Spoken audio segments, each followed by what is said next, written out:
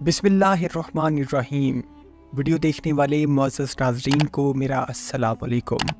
ناظرین محترم، آج کی اس دلچسپ اور حقائق پر مبنی ویڈیو میں ہم آپ کو عبادیہ فرقے کے بارے میں بتائیں گے کہ یہ عبادیہ فرقہ ہے کیا، ان کے عقائد و نظریات کیا ہیں، کیا یہ لوگ مسلمان ہیں اور یہ لوگ دیگر تمام مسلمانوں کو کافر کیوں کہتے ہیں، عبادیہ فرقہ کہاں سے وجود میں آیا اور اس عبادیہ مسلک کا بانی عبداللہ ابن عباس کون تھا، عبادیہ فرقے کو ماننے والے لوگ آج کل کہاں پائے جاتے ہیں۔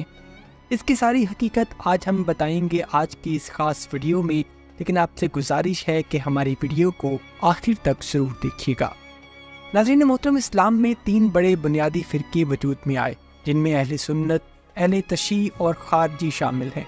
عبادیہ فرقہ خوارج کی ہی ایک مشہور شاخ ہے، جس کو اس فرقے کے بانی عبداللہ ابن عباس تمیمی کی طرف منسوب کیا جاتا ہے۔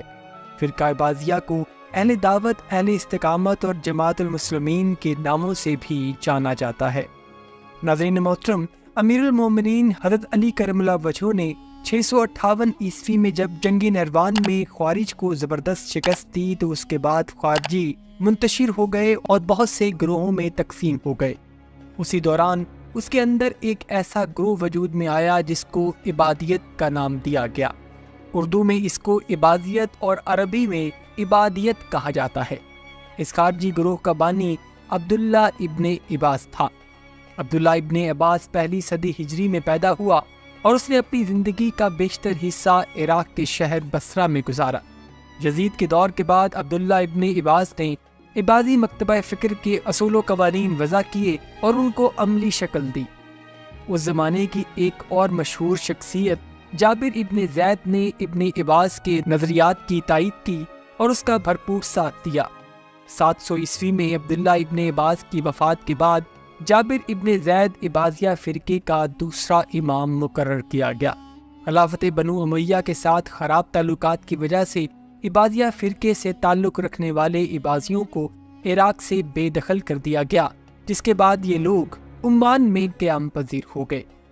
745 عیسوی میں عبادیوں نے یمن کے علاقے میں پہلی عبادی سلطنت کی بنیاد رکھی اور بعد میں یہ سلطنت یمن، مکہ اور مدینہ کے بعض علاقوں تک پھیل گئی، لیکن یہ سلطنت صرف 3 سال تک قائم رہ سکی اور 748 عیسوی میں بنو امیہ نے اس سے یہ علاقے چھین لیے اور 750 عیسوی میں عبادیوں نے پھر سے اپنی حکومت قائم کر لی، جو آج تک جاری ہے۔ اس وقت عبادیوں کی بڑی تعداد الجزائر، تیونس، لیبیا، مشرقی افریقہ اور عمان وغیرہ میں آباد تھی۔ خاص طور پر عمان کو ان کی مذہبی اور فکری سرگرمیوں کا مرکز قرار دیا جا سکتا ہے، کیونکہ ایک اندازے کے مطابق وہاں کے 75% لوگ عبادیت سے تعلق رکھتے ہیں۔ قرآنی تعلیمات کے مطابق اہل سنت کا اجماعی عقیدہ ہے کہ اہل ایمان کو آخرت میں اللہ کا دیدار نصیب ہوگا، لیکن عبادی اس کا انکار کرتے ہیں اور کہتے ہیں کہ یہ ممکن ہی نہیں ہے۔ ناظرین، عبادیہ فرقے کے ماننے والے قرآن پاک کو ایک مخلوق کا درجہ دیتے ہیں، اور جبکہ اہل سنت کے مطابق قرآن پاک مخلوق نہیں بلکہ اللہ کا کلام ہے اور یہ اس کی صفات میں سے ہے۔ حضرت امام احمد بن حنبل رحمۃ اللہ علیہ نے قرآن مجید کے مخلوق ہونے سے انکار کیا تو عباسی خلیفہ کی طرف سے ان کو سخت اذیتیں دی گئیں، لیکن امام احمد بن حنبل رحمۃ اللہ علیہ اپنے موقف پر ڈٹے رہے کہ قرآن مخلوق نہیں ہے۔ عبادیہ فرقے کا یہ عقیدہ ہے کہ جو شخص گناہ کبیرہ کا ارتکاب کر کے دنیا سے جائے گا، اگرچہ وہ کلمہ گو اور پابند صوم و صلاۃ ہی کیوں نہ ہو، تو پھر بھی اس کو ہمیشہ کے لیے جہنم میں ڈالا جائے گا، اس کو کبھی جنت نصیب نہیں ہوگی۔ جبکہ اہل سنت کا متفقہ عقیدہ ہے کہ کبیرہ گناہ کا مرتکب شخص ہمیشہ جہنم میں نہیں رہے گا، اگر اس کا خاتمہ ایمان پر ہوا ہے تو گناہوں کی سزا بھگتنے کے بعد اللہ سبحانہ وتعالیٰ اس کو ضرور جنت میں داخل فرمائے گا۔ ناظرین محترم، قرآن مجید میں آخرت سے متعلق کئی بار تذکرہ کیا گیا ہے، مثلاً میزان عدل قائم کیا جائے گا اور پل صراط سے گزرنا ہوگا، لیکن عبادی اس طرح کی چیزوں میں تعویلات پیش کرتے ہیں اور احادیث مبارکہ میں ان چیزوں کی جو تفصیلات ہیں وہ ان کا انکار کرتے ہیں، جبکہ اہل سنت اس کو اس طرح مانتے ہیں کہ جیسے ہمارے آقا حضرت محمد صلی اللہ علیہ وآلہ وسلم نے ہمیں بتایا ہے۔ इबाजी हज़रत अबू बकर रज़ियल्लाहु अन्हु और हज़रत उमर फारूक रज़ियल्लाहु अन्हु को खलीफा समझते हैं, जबकि हज़रत उस्मान रज़ियल्लाहु अन्हु और हज़रत अली करमल्लाहु वजहू के बारे में उनका मौक़िफ़ ये है कि उनसे इज्तिहादी ख़ताएँ सरज़द हुई है।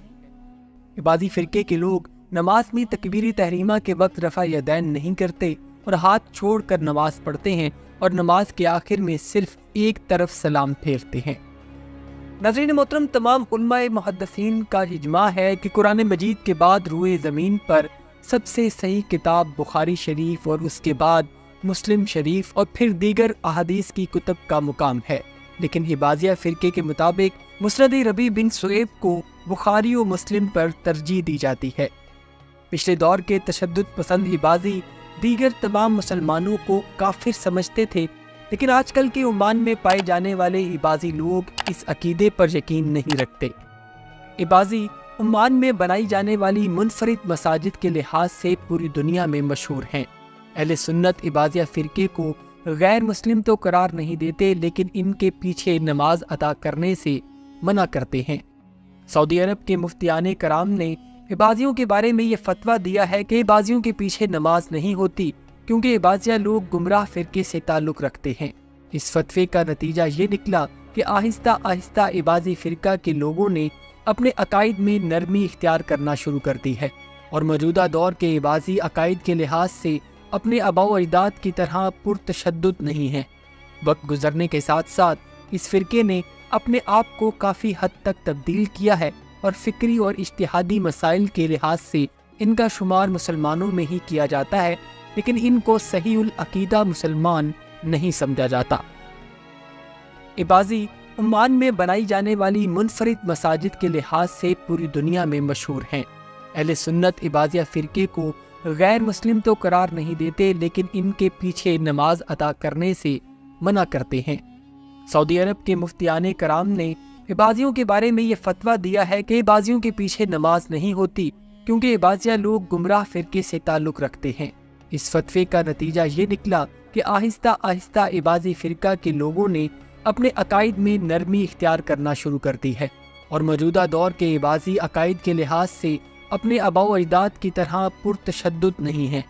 वक्त गुजरने के साथ साथ इस फ़िरके ने अपने आप को काफ़ी हद तक तब्दील किया है और फ़िक्री और इज्तिहादी मसाइल के लिहाज से इनका शुमार मुसलमानों में ही किया जाता है, लेकिन इनको सही उल अकीदा मुसलमान नहीं समझा जाता।